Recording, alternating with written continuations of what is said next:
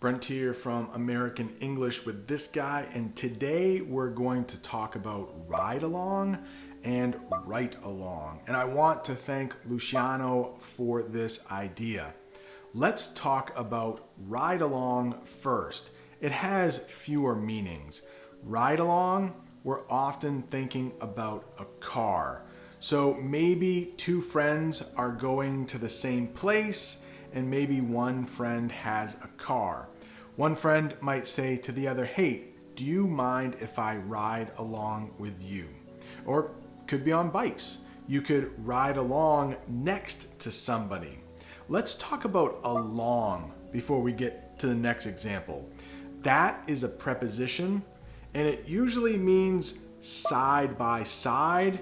It might be with time, it might be with distance. Let's talk about the next one, write along. Not ride along, but write along. And I have a wife. Her name is Jamie. We've been together for over 20 years.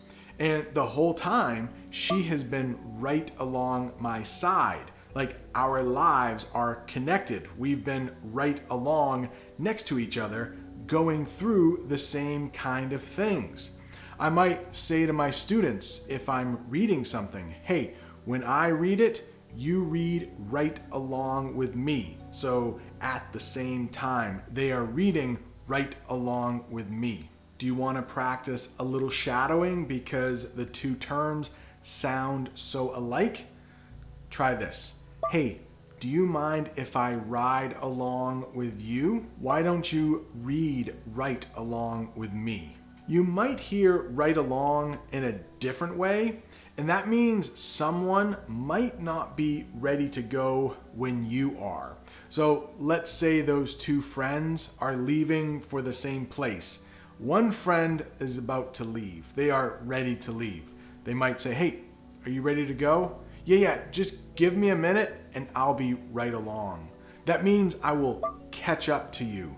I'm trying not to use too many phrasal verbs, but it's tough.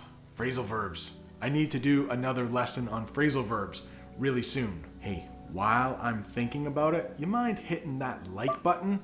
It really helps other people find the channel. Ride along, write along. They sound so similar, but mean something quite different. Hope this helps. Thanks for watching. If you're looking for another English video, right up there, I mentioned some other ways you can say that it's hot outside.